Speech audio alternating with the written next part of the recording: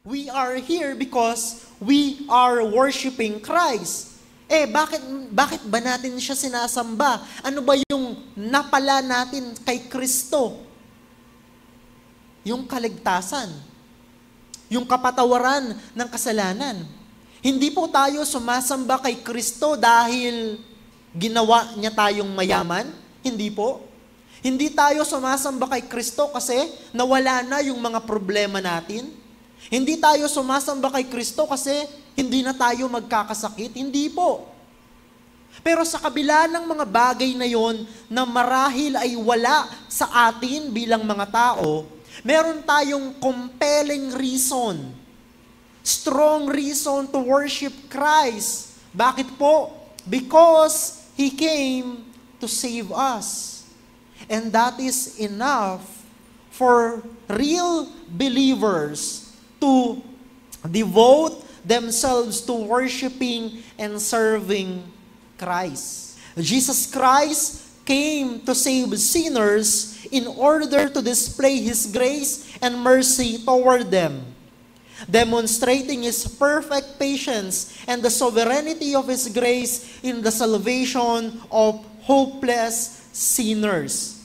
Sa pagliligtas ni Kristo sa mga makasalanan, nais niyang parangalan ang kanyang sarili sa kaligtasan mo at kaligtasan ko upang nang sa ganon, makita ng mga tao ang kanyang kadakilaan, ang kanyang habag, at ang kanyang biyaya. Ang inyong presensya sa amin as we listen to your word, dalangin din po namin na kayo ang magligtas sa mga taong wala pa kay Kristo. Dalangin po namin ang bawat isa na nandirito na nakikinig at makikinig ng inyong mga salita.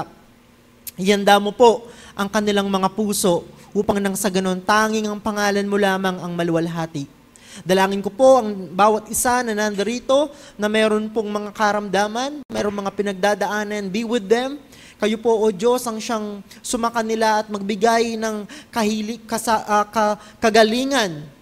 Kayo din po ang magbigay ng kasagutan sa kanilang mga taimtim na panalangin at mag-provide ng kanilang mga pangangailangan. Ibalot mo po ang inyong lingkod sa inyong presensya upang maitanghal lamang at makita namin si Kristo na aming Panginoon at tagapagligtas. Purihin ang pangalan mo, ito po ang aming dalangin. In Jesus' name, amen and amen. Minsan pa po mga kapatid, magandang umaga po sa ating lahat. And if you are still able, maaari po bang tumayo tayong muli bilang pagbasa naman po sa salita ng Diyos. Ang ating pagbasa po ay matatagpuan sa 1 Timothy chapter 1 verses 12 to 17. Hindi ko na po nilagay sa screen because I want to encourage each and every one of you to open your Bible. So if you have your Bible, please turn with me to 1 Timothy chapter 1 verses 12 to 17. Ano man po ang inyong version o ano man po ang Bible na dala ninyo, whether physical or digital, please open them to 1 Timothy chapter 1 verses 12 to 17. Ayan, 1 Timothy chapter 1 verses 12 to 17. Please follow along with me as I read the word of God. I thank Him who has given me strength, Christ Jesus our Lord, because He judged me faithful, appointing me to His service. Though formerly I was a blasphemer, persecutor, and insolent opponent, but I received mercy because I had acted ignorantly in unbelief. And the grace of our Lord overflowed for me with the faith and love that are in Christ Jesus. The saying is trustworthy and deserving of full acceptance that Christ Jesus came into the world to save sinners, of whom I am the foremost. But I receive mercy for this reason, that in me, as the foremost, Jesus Christ might display His perfect patience as an example to those who were to believe in Him for eternal life. To the King of the ages, immortal, invisible, the only God, be honor and glory forever and ever. Amen. Kayo po'y makakaupo na. Tayo po'y minsan pang manalangin. Amang banal, pagpalain mo po ang aming pag-aaral ng inyong mga salita Address us through the preaching of your word.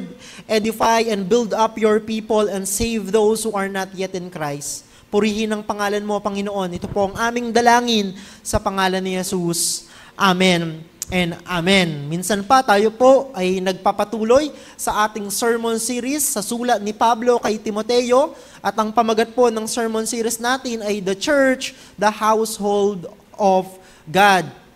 Kinakailangan po talaga na bilang mga mananampalataya ng Panginoong Hesus, magkaroon po tayo ng tamang pagkaunawa kung ano ba ang simbahan.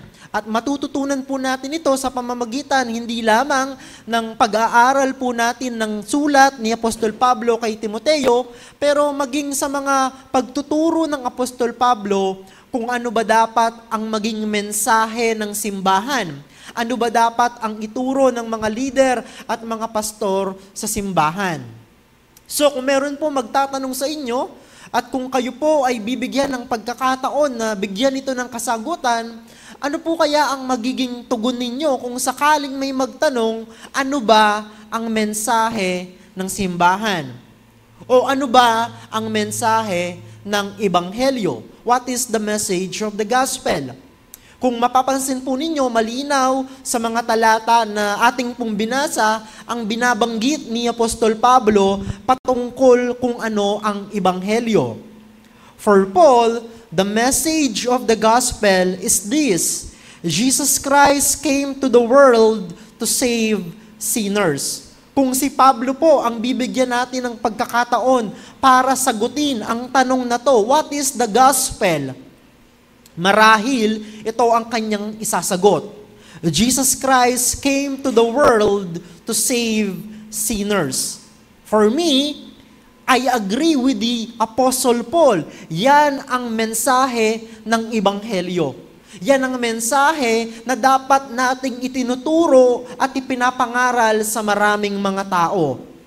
Para kay Pablo, ito ang malinaw na kahulugan ng gospel. Bakit po mahalaga yon? Kasi po, sa ating kapanahunan at nakakalungkot, madaming mga nagsasabing sila ay Kristiyano pero they cannot articulate properly what is the gospel. Pero sa ating mga binasa, maliwanag na binigyan ng pakahulugan ni Apostol Pablo kung ano ang Ebanghelyo. Pero kung bibigyan pa po natin ng mas precise meaning o definition ng gospel, we can say that the gospel is the person and works of Christ. Ang Ebanghelyo ay si Kristo, ang kanyang persona at ang kanyang gawa.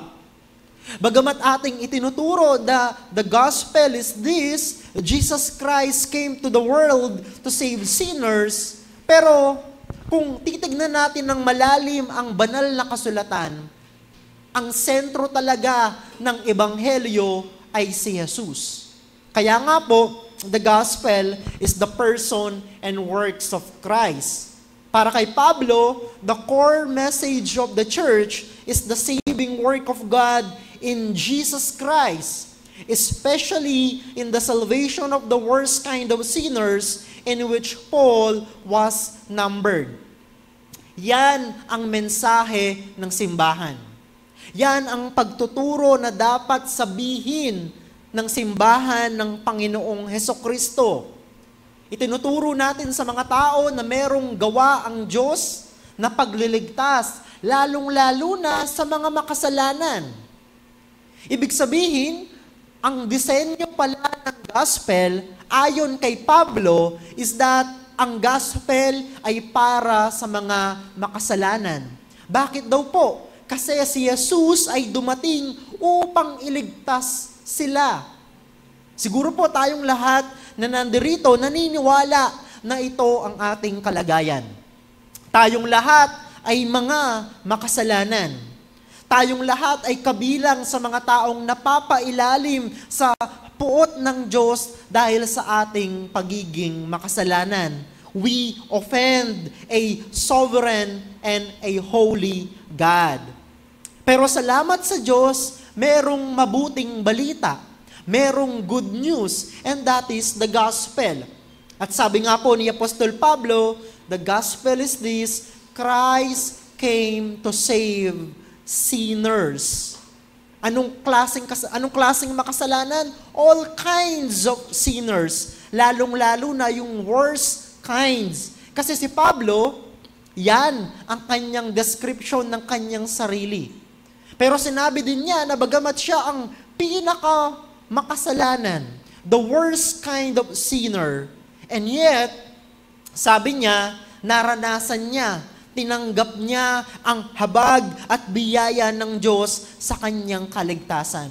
Kaya po, yan ang message ng church. Yan ang ating mensahe sa mundo. At yan din po ang mensahe na sinisikap po natin na laging ituro at pakinggan sapagkat ang mensahe ng gospel ay magpapalago sa ating pananampalataya bilang mga Kristiyano. Since the gospel is the central message of the church, her ministers, like Timothy, must have the commitment and the conviction to preach it in season and out of season. In other words, the main message of preachers and teachers of the church is the message of the gospel. Muli ko pong babanggitin sa inyo, no, wala pong bago sa mga pinipreach ng inyong mga lingkod. In fact, kung meron pong isang mensahe na dapat paulit-ulit naming ipangaral sa simbahan, that is the gospel. Walang ibang mensahe tayo na sasabihin at ituturo sa mga mananampalataya kung hindi ang gospel. There's only one God, one Savior, one gospel. Bakit po ganon? Tulad nga po ng sinabi ko kanina, kapag tayo po ay puspos ng ebanghelyo, tumatatag ang ating pananampalataya. Kapag po tayo ay puspos ng gospel, lumalalim ang ating pagkakilala sa Diyos at yung malalim na pagkakilala natin sa Diyos ang nagbibigay sa atin ng paglago sa ating pananampalataya.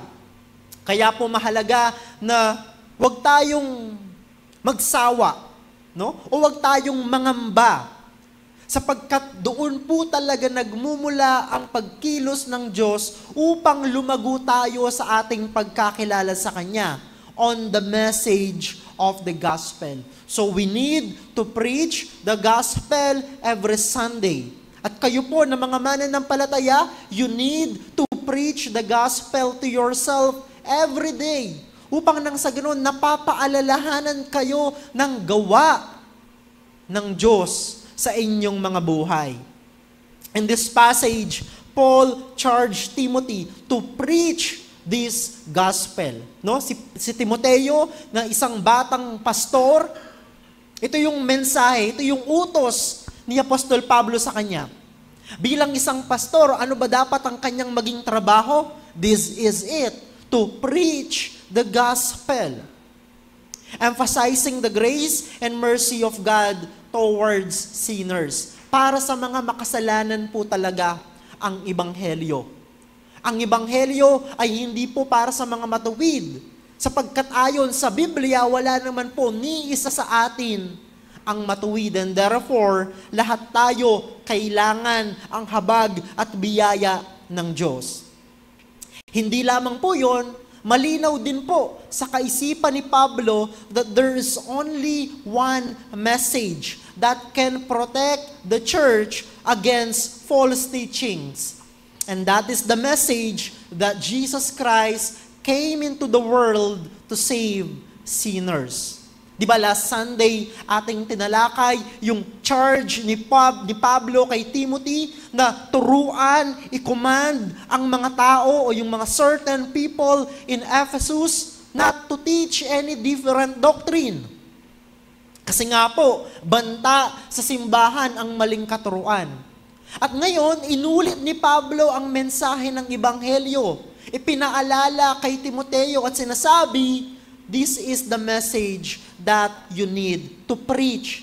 Ibig sabihin po para kay Pablo, kung meron mang isang doktrina o meron mang mensahe that will protect us as believers against false teaching, it is the gospel. It is the gospel. Lalong-lalo na ang mensahe na Christ came to save sinners. Christ came to save sinners. By the way, yan din ang title ng ating message for this morning. Ibig sabihin, mga kapatid, the goal and mission of the church is to preach the message of salvation in Christ Jesus to all people. Mula noon hanggang ngayon, hindi po nagbabago ang mensahe nating ipinapangaral sa mga tao. Mula nung panahon ni Pablo, hanggang sa panahon natin ngayon, hanggang sa muling pagbabalik ng Panginoong Jesus, we only have one message. And that is the message of salvation in Jesus Christ to all who will repent and believe. Sinasabi ng iba, paano kayo dadagsain ng mga tao kung lagi na lang yan ang sinasabi at tinuturo ninyo kapag kayo'y nagpipreach? Alam nyo po, ang goal naman natin ay hindi naman upang dagsain tayo ng madaming tao. Bagamat gusto po natin na maligtas ang madaming mga tao, pero we will not cater to the natural tendency of sinful people. Therefore, we will preach what they really need. At ang pinakakailangan ng tao ay hindi naman ang entertainment. Ang pinakakailangan ng tao ay marinig niya na merong pagliligtas ang Diyos. At ang pagliligtas na ito ay matatagpuan kay Hesukristo lamang. So as a church, we must magnify the name of Jesus. The church must magnify the name of Christ in her proclamation of the gospel. Wala pong ibang persona na dapat tayong itanghal, kundi ang persona ni Kristo. Wala pong ibang persona na dapat maparangalan sa ating buhay bilang isang simbahan, kundi si Kristo lamang. Christ is our message. We preach Christ. We preach Him. And by preaching Christ, we glorify His name. Yan ang ating message. Yan ang gospel ng simbahan ng Panginoong Hesukristo. We want people to bring glory to the name of God as they marvel at His sovereign grace that saved them from sin and judgment. So ano yung goal natin? Nais natin na ang mga tao sumamba kay Kristo. At paano po sila sasamba kay Kristo? Sa pamamagitan ng pagtitiwala nila sa Kanya. Sa pamamagitan ng pananampalataya nila kay Jesus. Sa pamamagitan ng kanilang pagsisisi sa mga kasalanan nila, pagtalikod sa mga maling gawa nila upang sumunod kay Jesus. And therefore, when they receive the grace of God, they will marvel at the gospel. They will stand in awe because Christ has saved them, and therefore they will worship Him. Kaya nga po, di ba? Yun yung reason kung bakit tayo nandito. We are here because we are worshiping Christ. Bakit ba natin siya sinasamba? Ano ba yung napala natin kay Kristo? Yung kaligtasan, yung kapatawaran ng kasalanan. Hindi po tayo sumasamba kay Kristo dahil ginawa niya tayong mayaman. Hindi po. Hindi tayo sumasamba kay Kristo kasi nawala na yung mga problema natin. Hindi tayo sumasamba kay Kristo kasi hindi na tayo magkakasakit. Hindi po. Pero sa kabila ng mga bagay na yon na marahil ay wala sa atin bilang mga tao, meron tayong compelling reason, strong reason to worship Christ. Bakit po? Because He came to save us. And that is enough for real believers to devote themselves to worshiping and serving Christ. Sapat si Kristo na dahilan para kayo ay magtungo sa lugar na to every Sunday upang sambahin siya. Sapat si Kristo na dahilan upang italaga ninyo ang inyong mga buhay sa paglilingkod kay Kristo. Sapat si Kristo upang italaga ninyo ang inyong buong pagkatao sa paglilingkod sa kapwa kasi alam ninyo na si Kristo ang pinakakailangan ng mga tao. That's why, ito po yung summary ng ating message, no? If you can take a photo of it, no? Ito yung summary, the main point of our message for this morning. Jesus Christ came to save sinners in order to display His grace and mercy toward them, demonstrating His perfect patience and the sovereignty of His grace in the salvation of hopeless sinners. Sa pagliligtas ni Kristo sa mga makasalanan, nais niyang parangalan ang kanyang sarili sa kaligtasan mo at kaligtasan ko upang nang sa ganon, makita ng mga tao ang kanyang kadakilaan, ang kanyang habag, at ang kanyang biyaya. So the question is, nag-uumapaw ba ang habag at biyaya ng Diyos sa buhay mo? Kayo po, na mga mananampalataya, tayo who profess faith in Christ, nag-o-overflow ba yung grace ni Lord sa buhay natin? Kasi that is our claim. Our claim is that God saved us by His grace. Our claim is that we receive the mercy of Christ. So that is the question na iiwanan ko po sa inyo na pag-isipan po natin as we pray to God and as we reflect upon His Word. So, let me give you three outline applications from our passage. Number 1, make known to people what Christ has done for you. Make known to people what Christ has done for you. Sabi po ng verses 12 to 14, sabi ni Pablo, nagsimula siya sa kanyang testimony bilang mananampalataya. Sabi niya, I thank Him who has given me strength, Christ Jesus our Lord, because He judged me faithful, appointing me to His service. Though formerly I was a blasphemer, persecutor, and insolent opponent. Ito yung description ni Pablo sa kanyang sarili. Isa daw siyang blasphemer, persecutor, and insolent opponent. May nagsabi nga, kung titignan mo yung buhay ni Pablo nung hindi pa siya Kristiyano, he is the last person to be saved. He is the last person that you want to share the gospel with. Kasi kung titignan mo yung buhay niya, hindi, wala nang pag-asa to. Mamamatay tao. Pero sabi niya, but I received mercy because I had acted ignorantly in unbelief. Ibig sabihin, biyaya yung pagliligtas ng Diyos kay Pablo. Kasi kung titignan po natin, hindi talaga siya karapat-dapat. At sa lahat po tayo, ni isa sa atin walang karapat-dapat. And verse 14, napakaganda ng kanyang sinabi.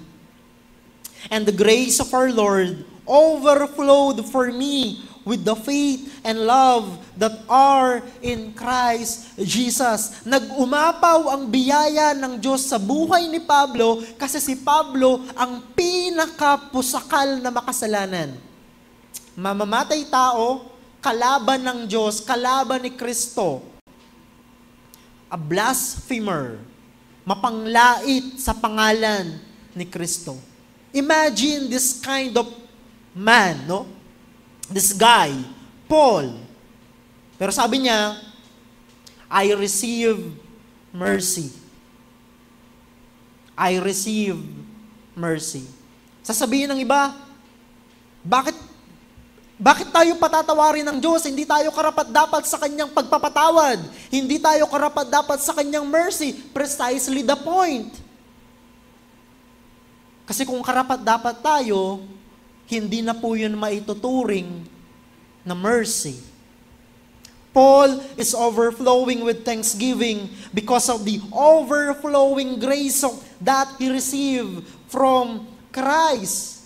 Kung tatanungin ko po kayo, ano yung immediate result ng gospel sa buhay mo? Ano yung number one ugali mo ngayon na Kristiyano ka na napakahalata sa iyong buhay? Ano po yon? It's thanksgiving. Gratitude.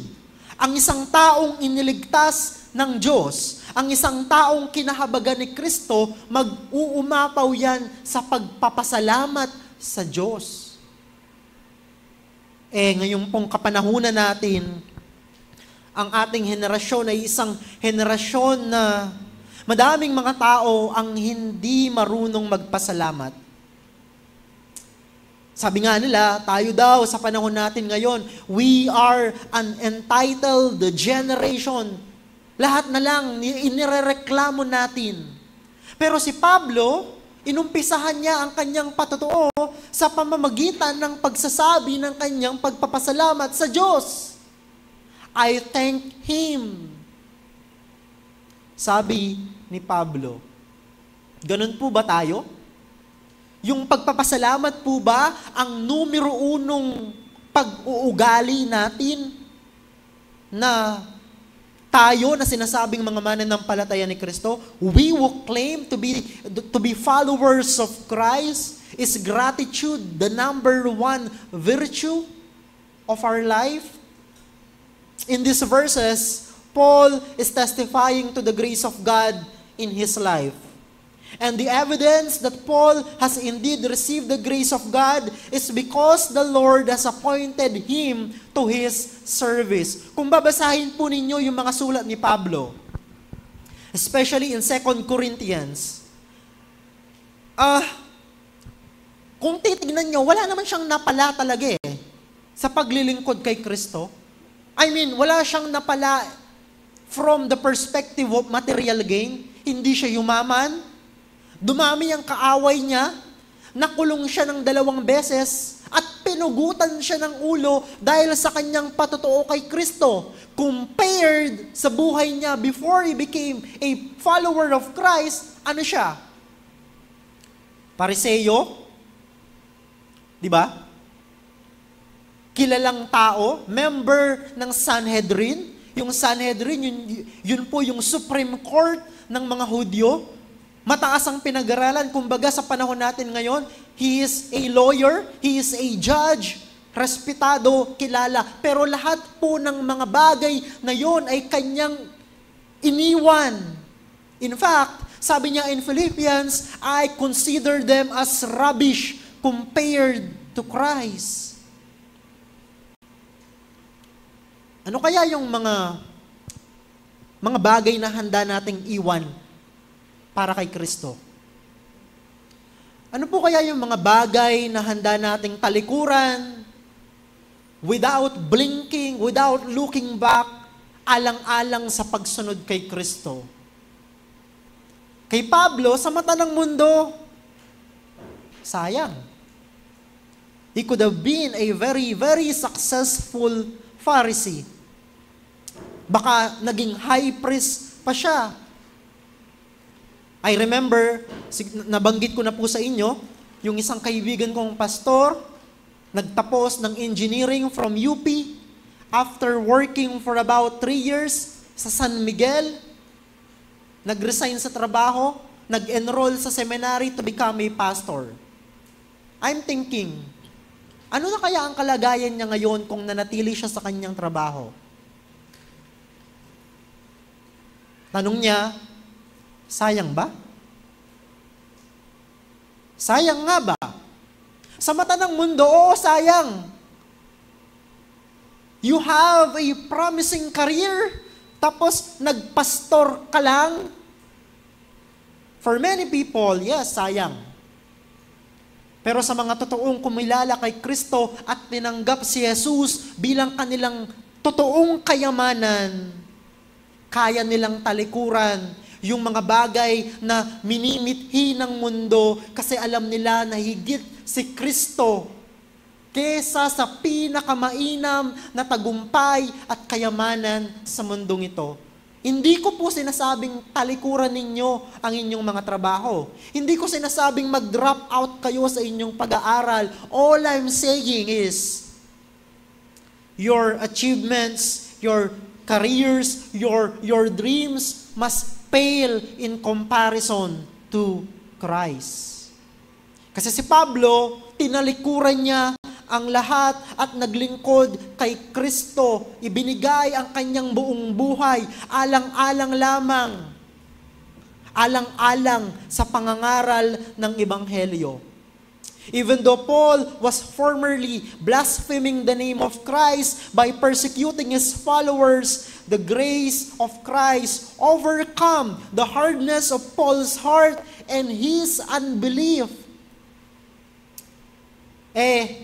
Matigas talaga yung puso ni Pablo. Hindi siya mabuting tao. Pumapatay siya ng mga Kristiyano. Pero yung kanyang katigasan ng loob, yung katigasan ng kanyang puso ay hindi umubra sa overflowing grace ng Diyos na kanyang naranasan. The Lord overcame the hardness of Paul's heart and unbelief. The Apostle Paul became the recipient of God's mercy. Kaya nga po maganda sana na maibalik sa ating bilang simbahan yung mga nakikinig tayo ng mga testimony ng mga tao na gone are the days kung saan merong magpapatotoo na dati ito ang buhay ko, patapon ang buhay ko, masamang tao, kriminal. Pero ngayon, binago ni Kristo. Naranasan ang habag at pagpapatawad ni Kristo. Kaya po mga kapatid, wag po nating sasabihin na, hindi ako karapat-dapat, therefore, hindi na ako maglilingkod. Hindi ako karapat-dapat sa Diyos, therefore, hindi na ako mag-church. Hindi po ganon ang tamang attitude. Bakit po ganon? Kasi lahat tayo, mga kapatid, hindi karapat-dapat sa Diyos. Ni isa po sa atin, hindi karapat-dapat sa Kanya. Kaya nga po, this is a clear demonstration of the saving and transformative power of the gospel. The effect of the mercy and grace of God to sinners is transformation. Ibig bang sabihin na hindi na po tayo magkakamali? Ibig bang sabihin na hindi na po tayo magkakasala? Hindi po yun ang ating ibig sabihin. What we mean is that may pagbabago. May pagbabago ng buhay. Compared to last year, o kaya compared to few years ago, kapag tinignan mo ang buhay mo, kumpara sa dati, kumpara sa mga nakalipas na taon, you can see clearly na binago ka ng Diyos. Kasi po mga kapatid, kung ang Ebanghelyo ay kayang magligtas ng isang masamang tao tulad ni Pablo, kaya din po ng gospel na baguhin ang ating mga buhay. So ang aking pong encouragement ganito, huwag po tayong mainip sa pagbabago ng buhay natin at huwag din tayong mainip sa pagbabago ng buhay ng ating mga kapatid. I understand, kung minsan naiinip tayo, di ba? Sinasabi natin, napakatagal mo ng Kristiyano, pero hanggang ngayon, ganyan ka pa rin. Remember, ako at ikaw, tayong lahat ay work in progress. Hindi po pare-pareho yung level ng maturity natin. Pero lahat tayo, binabago ni Kristo. Kasi nga po, the effect of the mercy and grace of God to sinners is transformation. Like Paul, we were at one time blaspheming the name of Christ in our rebellion against Him. And like Paul, we also receive mercy because of our ignorance and unbelief. Hindi man tayo mamamatay tao tulad ni Pablo. Hindi man tayo blasphemer tulad ng pagiging blasphemer ni Paul. Pero lahat po tayo makasalanan sa harap ng Diyos. And being a sinner is the only thing that will qualify us to the mercy of God. No? Being a sinner is the one thing that will qualify us for salvation. Bakit po? Hindi naman dumating si Kristo para sa mga hindi makasalanan. Dumating siya para sa mga makasalanan. Ang katotohanan nga, lahat tayo makasalanan, pero meron mga tao kasi na, hindi nila kayang tanggapin yon. Naniniwala pa din sila na merong katiting na kabutihan sa kanilang buhay that somehow will merit the attention of God and somehow will merit salvation. Pero hindi po yan ang turo ng Biblia. Kaya po mahalaga na ma-realize ng mga tao na kailangan nila si Kristo. Kailangan nila ang kaligtasan. Kailangan nila ng tagapagligtas. Na si Kristo lamang ang tanging pag-asa nila upang makamit nila ang pagpapatawad at pagtanggap ng Diyos. Dati, ganyan tayo. We are ignorant because of our unbelief. Pero because of the grace and mercy of God, our eyes were opened. And now, we can see clearly the beauty of Christ in the gospel at yung puso natin ngayon is set on following after Christ.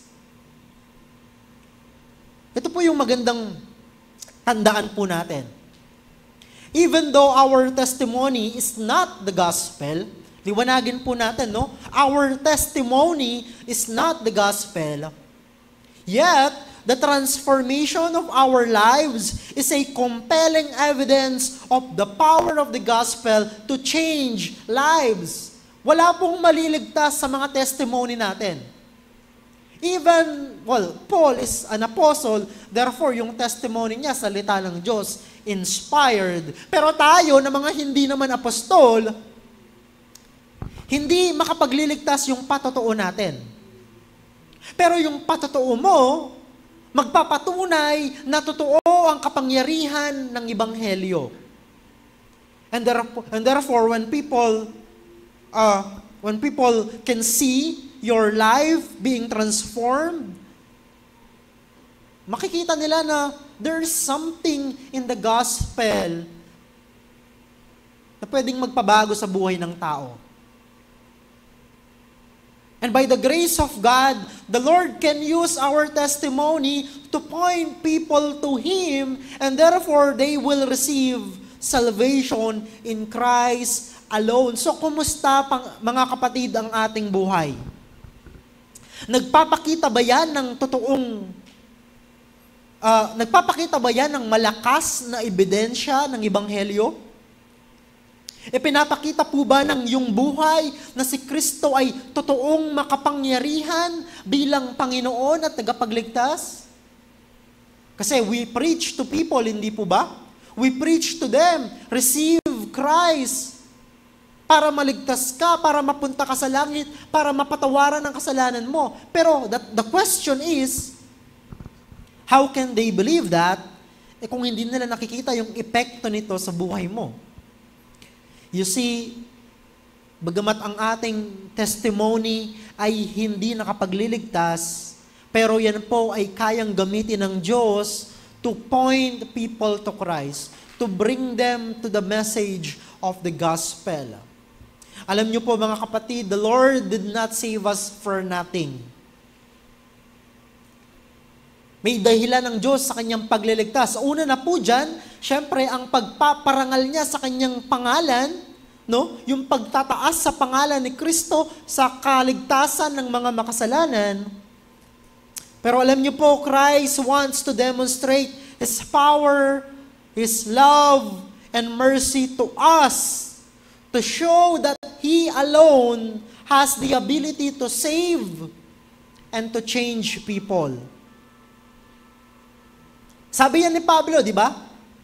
I-display daw ng Panginoon ang kanyang kapangyarihan sa kanyang buhay upang ipakita kay Pablo at kay Timoteo at sa mga mananampalataya in Ephesus na walang ibang pwedeng magligtas at magbago sa buhay ng mga tao kundi si Kristo lamang. Tulad ni Pablo, yan din dapat ang dinidemonstrate ng ating buhay. At we must not resist the work of as if naman we can resist the work of the Holy Spirit, di ba? Ang point ko lang, ang mga buhay po natin ay instrumento ng Diyos upang ipakita ang kapangyarihan ng Ebanghelyo. Kaya po, mga kapatid, whenever we tell our testimony to others, let us make sure that all the glory will go to Christ. Kapag po nagpatotoo kayo, kapag nag-testimony kayo, make sure na ang bida po ay si Kristo. Meron kasing mga nagbibigay ng testimony na umikot yung kanyang testimony sa kanyang buhay. Ang bida po sa testimony ay si Kristo. So, when you do your testimony, make sure that all glory will go to Christ. Na talagang makukonvict ang mga tao and they will embrace Christ as Lord and Savior kasi nakita nila sa patotoo mo na nag-uumapaw ka sa pagpapasalamat sa Kanya kasi binago ka niya, iniligtas ka niya. Let me read to you this quote from William Barclay, isang commentator. Sabi po ni William Barclay, Paul's sin was not something which he tried to forget. Paul's sin was something which he refused to forget. For every time he remembered the greatness of his sin, he remembered the still greater greatness of Jesus Christ. Yun pala yung purpose ni Paul. Kapag inaalala niya ang dati niyang buhay, na napakasama niyang tao, kapag inaalala niya na dakila pala siyang makasalanan, mas nadadakila pala si Kristo sa kaligtasan na ibinigay niya kay Pablo. Sabi nga ni John Newton, I am a great sinner, but Christ is a great Savior. So somehow, yung kasalanan pala, no? Yung pag-alaala ng mga kasalanan at mga kasamaan mo sa buhay, kapag yan tinignan mo mula sa perspektibo ng Ebanghelyo, ang epekto pala hindi para, alam mo yun, not to bring you down in despair, but to bring greater glory to Christ. Kasi alam mo, kung gaano kadami yung biyayang tinanggap mo mula sa Diyos. Pagpapatuloy pa ni William Barclay, it was not that he brooded unhealthily over his sin. It was that he remembered his sin to awaken rejoicing in the greatness of the grace of Jesus Christ. Mga kapatid, yan po dapat ang epekto kapag ating minumuni at sinasariwa ang ating kaligtasan, napaparangalan ang pangalan ni Kristo sa kanyang pagliligtas sa atin. Because there's no point in giving testimony if Christ will not get the glory. Nawa nga po, sa ating buhay, sa ating mga patotoo, makita ng mga tao, mauhaw sila, maliwanagan sila sa kadakilaan ng pagliligtas ni Kristo. So whenever we make known the saving and transforming work of Christ in our lives, let us exalt and let us rejoice in the greatness of the grace and mercy of Jesus Christ. In our testimony, let us point people to Jesus Christ. And may our words bring conviction of sin to sinners, and may they be awakened to the beauty of Christ in the gospel. Yan ang goal natin as we make known to people what Christ has done for us. Point number 2, marvel at the grace of Christ in salvation. Marvel at the grace of Christ in salvation. Sabi po ng verses 15 to 16. Sabi ni Pablo, the saying is trustworthy and deserving of full acceptance. Ano daw po yung saying na yon? Na deserving ng full acceptance? That Christ Jesus came into the world to save sinners, of whom I am the foremost.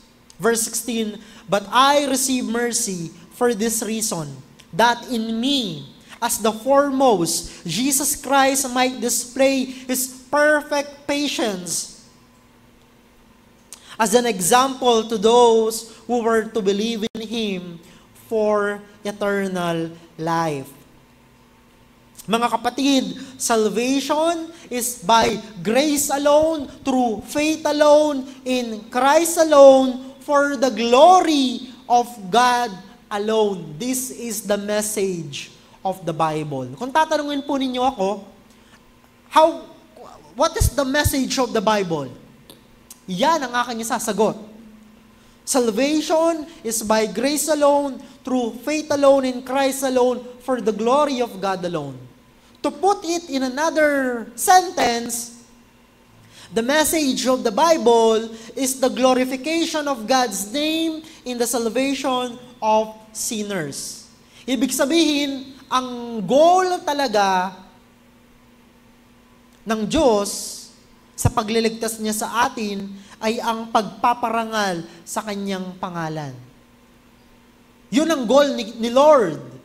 No? Huwag nating iisipin na si Lord nalulungkot kasi sa langit kaya iniligtas niya tayo. Hindi po ganon. God is complete in His perfection as eternal God. Hindi Kanya kailangan. Hindi niya tayo kailangan. Pero iniligtas niya tayo so that we can enjoy the glory of His name, because the glory of God is our good. Kapag napaparangalan kasi ang pangalan ni Kristo, napapagpala tayo. At yung pagpaparangal sa pangalan ni Kristo, nagpapalaya sa ating mga puso mula sa pride and self-centeredness. In other words, it's not about us.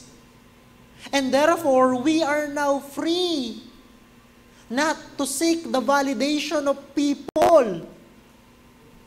Kasi ngayon, ang mahalaga sa'yo, ang kaluwalhatian ni Kristo na Panginoon mo at tagapagligtas. You don't need to prove anything to anyone because of the gospel.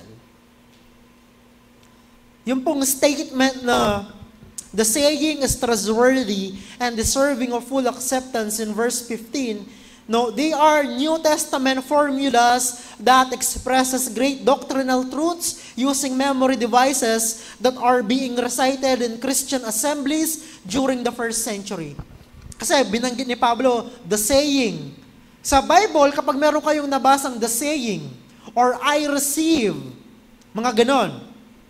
Kapag nabasa nyo yan sa mga sulat ni Pablo, ang ibig sabihin, yung kanyang sasabihin, ay hindi original from Him.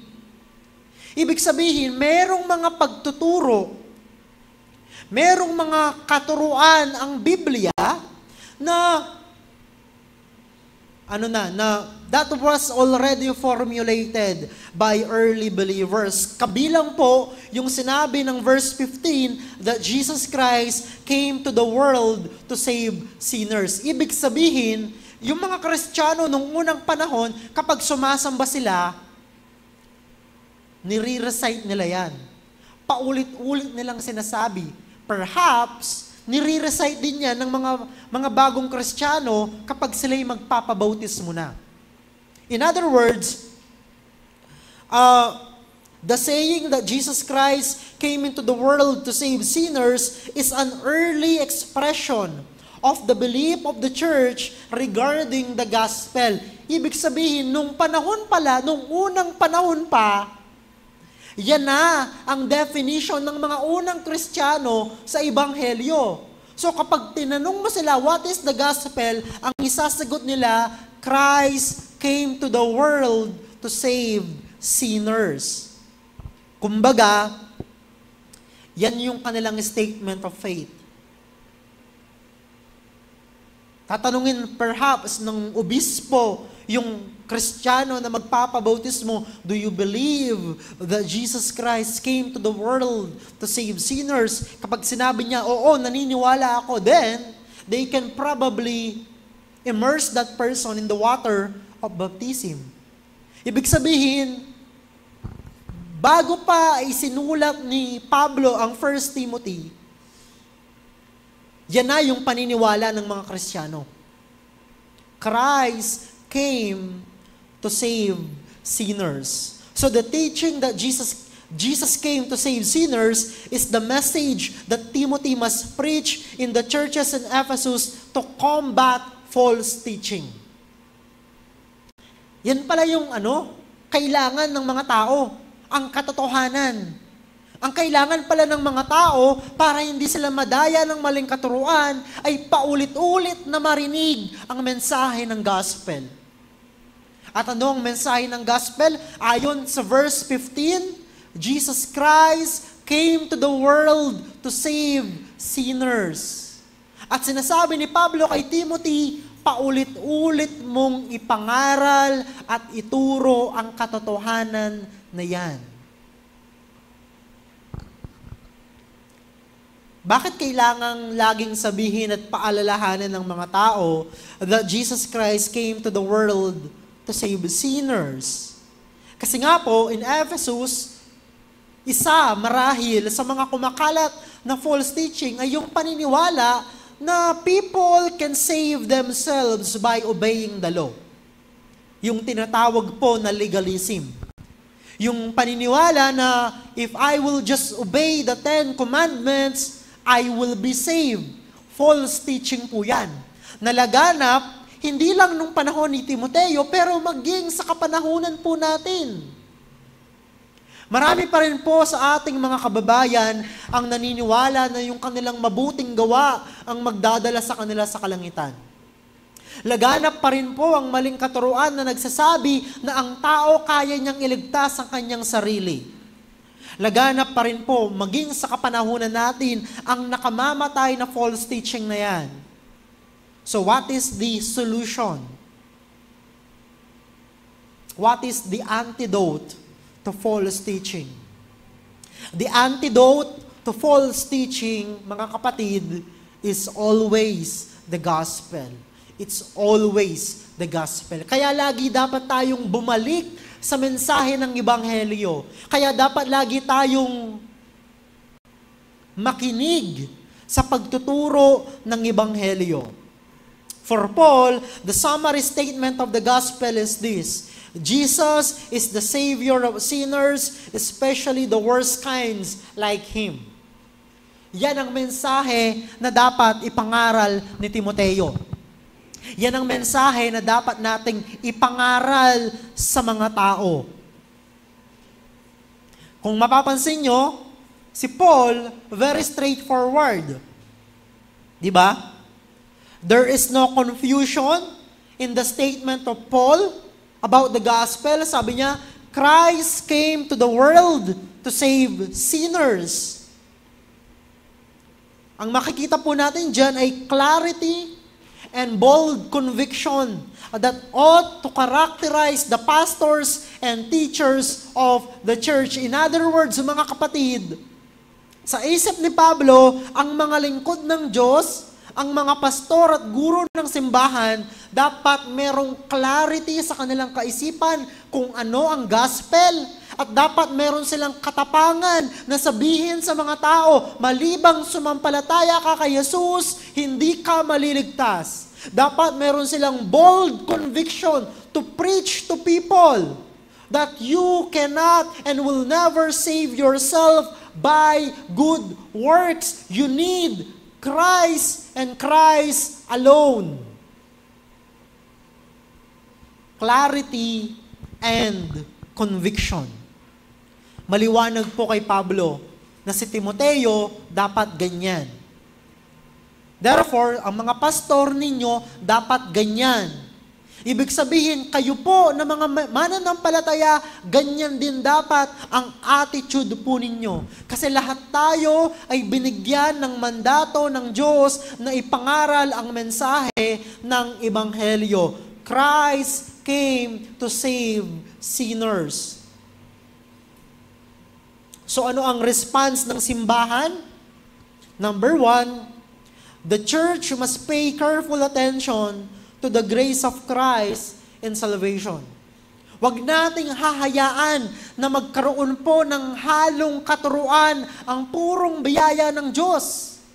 We must guard the grace of Christ in salvation. Ibig sabihin, dapat aral ka sa Ebanghelyo, you must know the gospel, you must defend the message of the grace of God in salvation. Diba?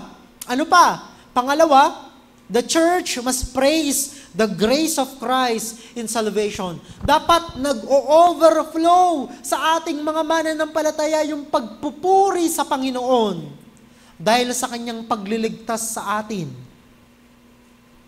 Na yung ating mga inaawit, yung ating mga paglilingkod, anumang uri ng paglilingkod niya, anumang uri ng paglilingkod yan, ay dapat nagbibigay ng papuri at luwalhati kay Kristo. Number 3, the church must proclaim the grace of Christ in salvation. Tulad nga po ng kanina ko pa sinasabi, di ba?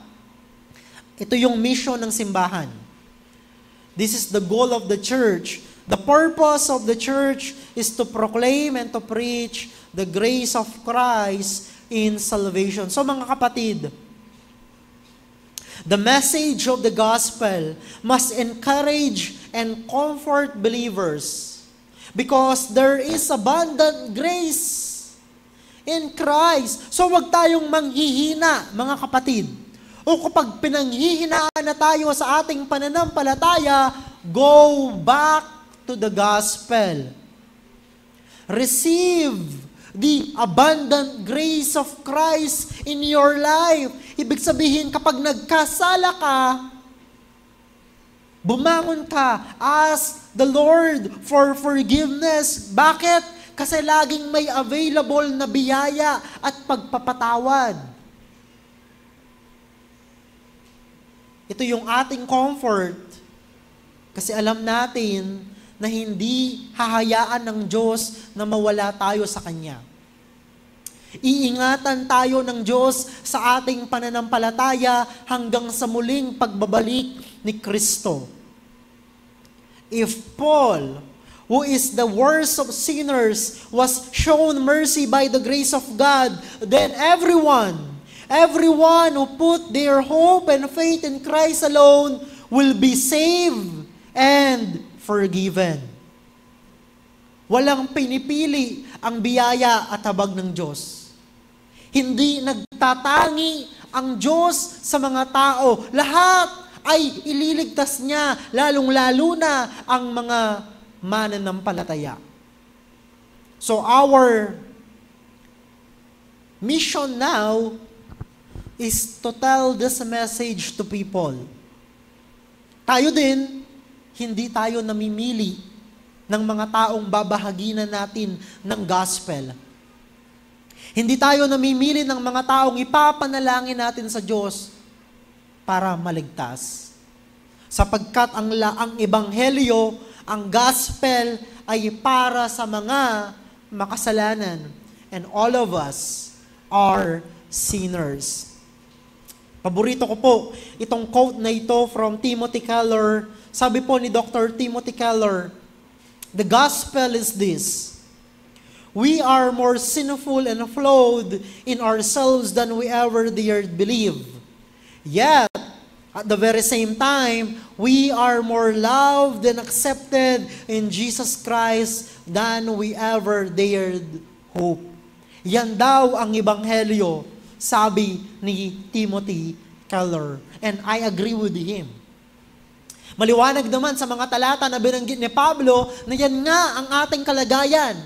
But at the same time, ang pinakamasama, tayo na makasalanan ay tumanggap din ng habag at biyaya ng Diyos. Therefore, in Christ, we are accepted. But at the same time, ang sinasabi ng gospel,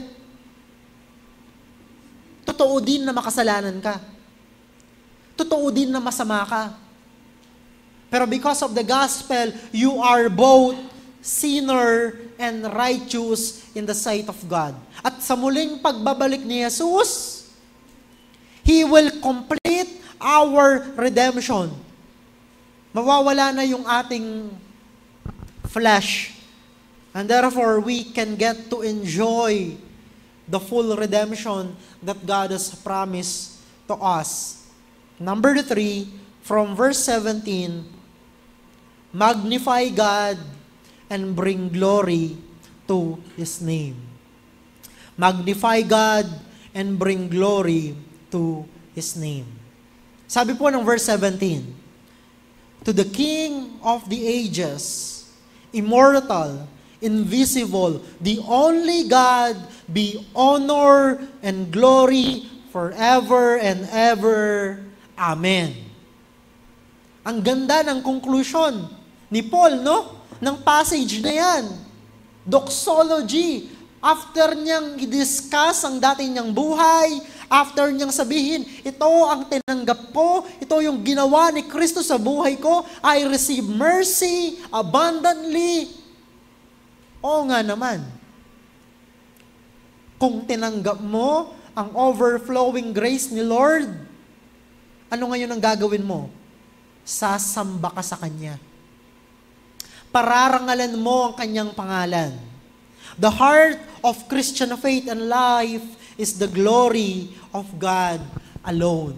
We glorify God and we bring glory to His name in our salvation. Ito yung sabi ng isang author, the glory of God is the majestic heartbeat of the Christian faith and the Christian life. We live for the glory of God. The Lord save us by His grace so that we may bring glory to His name. Kaya nga po, wala po talaga tayong may pagmamalaki. Wala po kasi tayong ambag sa kaligtasan natin. The only thing that we contributed to our salvation is our sin that made our salvation necessary. Kaya nga po, sino ang pararangalan? Sino ang i-glorify? Hindi sino man, hindi ang church, hindi ang pastor, hindi ang sino man, ang Diyos lamang ang dapat parangalan. Ang Diyos lamang ang dapat bigyan ng papuri at kaluwalhatian.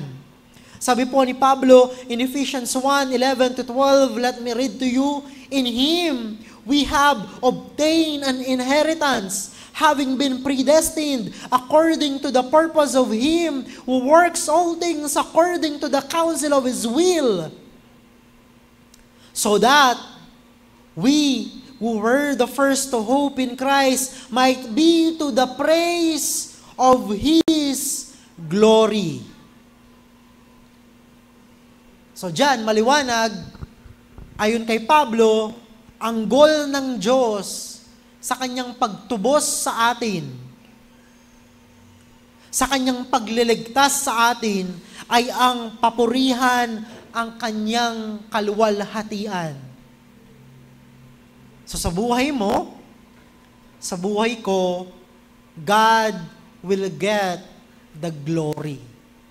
Kaya lang, ganito mga kapatid, God will get the glory either way. Either He will get the glory in your salvation, or He will get the glory in your destruction kung hindi ka sumampalataya sa Kanya. Sa dalawang bagay na yon, sa kaligtasan ng mga makasalanan at sa pagpaparusa ng mga makasalanan, God will get the glory. Walang makakapigil doon. Ang tanong lang, sa paanong paraan luluwalhatiin ng Diyos ang pangalan niya sa iyong buhay? Will God get the glory in your salvation? Or will He get the glory in your destruction? So my urge, I urge you mga kapatid, I urge you kung meron po sa inyo na wala pa talaga kay Kristo at hindi talaga naniniwala sa Kanya, please come to Christ for salvation. Put your faith in Him. Kasi wala pong ibang pag-asa kundi si Kristo lamang. And Paul ends this section of this letter to Timothy with a doxology, no, pagpupuri sa Diyos. After discussing the greatness of the grace of Christ and salvation, Paul concluded by praising God for His marvelous work in saving sinners. Indeed, the only fitting response to the grace of God in salvation is by honoring Him and bringing glory to His name. Walang ibang mabuting tugon, walang ibang mainam na tugon sa biyaya ng Diyos sa Kanyang pagliligtas sa atin, kundi ang pagpaparangal sa Kanyang pangalan. So therefore, we live for the glory of God. Everything we do must be done for the glory of God. Sasabihin ng iba, parang napaka self-centered naman ng Diyos. Alam niyo po, that is true. God is self-centered and He has all the rights to be because He is God. Wag po na, masyado kasi yung mga tao dahil sa kanilang kasalanan, masyadong napakalaki ng tingin nila sa kanilang sarili. Gusto natin bilang mga makasalanan na tayo ang napaparangalan. So when we preach that God will glorify His name, that His ultimate goal in your salvation is His glory, nagagalit tayo. Sabi na, it's wrong for God to get all the glory. Sino nagsabi sa iyo? Na mali sa Diyos na kunin ang lahat ng papuri para sa Kanyang sarili. God is God. And we are not. Therefore, He will get all the glory. Therefore, all glory will go to Him. And He will glorify Himself in salvation and in destruction of sinners in hell. So mga kapatid, matuto tayong ilagay sa tamang lugar ang ating mga sarili. Tao lamang po tayo, and God is God. But the good news is this: in the glory of God, we will get our ultimate good. Ano ba yung pinakamainam para sa atin bilang mga tao? Ano yung pinakamabuti para sa atin bilang mga tao? Ang sagot po ng Biblia dyan is the glory of God. That is our ultimate good. That is why the entire life of a believer is an act of worship to God in response to His gracious act of saving us, no? Yung pagsamba natin sa Diyos ay hindi lang limitado ng ating gathering ngayon, tuwing linggo. O yung mga ginagawa natin sa ministry. Ang ating buong buhay ay pagsamba sa Diyos kung ikaw ay na kay Kristo. If you are a employee, your employment must be an act of worship. If you are a student, your studies must be an act of worship. If you are a housewife, your housekeeping must be an act of worship to God. Everything, mga kapatid, kahit po yung simpleng pagwawalis ay pagsamba sa Diyos na naluluwalhati siya. If it is done for the glory of God, the Lord will get the glory even in the menial task of pagwawalis. Ayan. Ang point lang mga kapatid, ang ating buong buhay ay pagsamba sa Diyos. Therefore, believers must work hard in proclaiming the gospel of the glory of the blessed God. Let me close with this po. This section in the letter is an encouragement to Timothy. The conversion of Paul is the greatest evidence of the saving and transforming power of the gospel of Christ. Timothy will experience hardships in the ministry in Ephesus. But the power of the gospel that was displayed in the life of Paul is a great encouragement to anyone who wants to preach the gospel in difficult places. Ibig sabihin mga kapatid, hindi po nawawalan ng kabuluhan ang ating mga paglilingkod. Bagamat, ano tayo, no? Hindi tayo after sa palakpak ng tao. Hindi natin ibabalandra sa social media yung mga ministry na ginagawa natin. Walang ganun. We will do the ministry in secret. Bakit? Kasi ang ating piniplease ay ang Diyos na nakakakita ng mga ginagawa natin. Because our validation do not come from people. Ang ating sinisik ay ang approval ng Diyos at hindi ang approval ng tao. So my encouragement mga kapatid, tuloy lang po kayo sa inyong paglilingkod. Gawin ninyong mabuti ang mga bagay na ipinagkatiwala ng Diyos sa inyo ngayon. Many of you will go to work tomorrow, then glorify God in your work tomorrow. Many of you will stay at home para po asikasuhin ang bahay at alagaan ng mga bata. Glorify God in your work. Some of us will take some rest kasi today is Sunday, but we will glorify God even in our rest day. Kasi po, lahat sa ating buhay ay pagsamba sa Kanya. In closing, let me give you further applications. ABC. Ayan, para madaling tandaan. ABC. Since Jesus saved us by His grace, let us therefore, ito po yung mga ABC, abandon any self-salvation projects that rob Christ of His labor, of His honor. Ano man yan? Trabaho, pag-aaral, relationship, career, i-abandon mo lahat ng mga yan. Kasi, yung default natin bilang mga tao, kahit alam natin na iniligtas na tayo ni Kristo, pero somehow we're still trying to prove ourselves, di ba? We're still trying to prove na mahalaga tayo. Kaya lang, yung object ng bagay na yon, minsan yung mga tao. Kaya nga, we need to abandon those things. Kasi at the very core of them, self-salvation pa rin yan eh.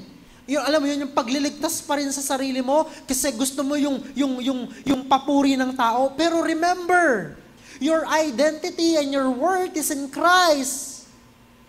Ano pa? Letter B. Build your identity and worth around Christ and His gospel. Kung rooted ka kay Kristo, siya ang supreme treasure mo, your ultimate satisfaction, hindi ka madaling gibain ng mga tao. Whether they will criticize you, it doesn't matter. Whether they will praise you, it doesn't matter.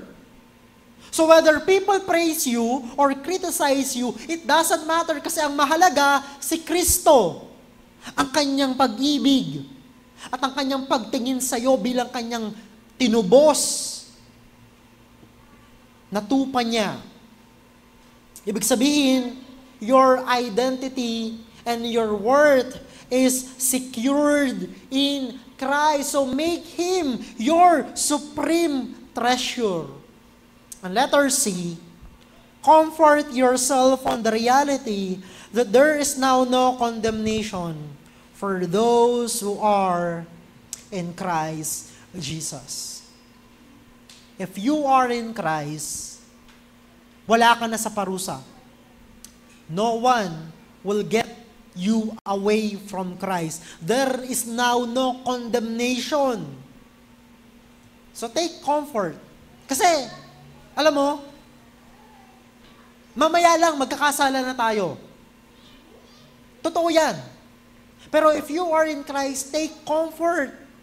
There is now no more condemnation for those who are in Christ Jesus. Let's pray.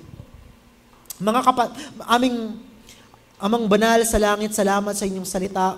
Salamat sa inyong pong pagtuturo sa amin sa umaga na ito. Purihin nawa ang iyong pangalan, O Diyos, maluwalhati ka sa aming mga buhay. Salamat po, ito po ang aming papuri at pagsamba. In Jesus' name, Amen and Amen.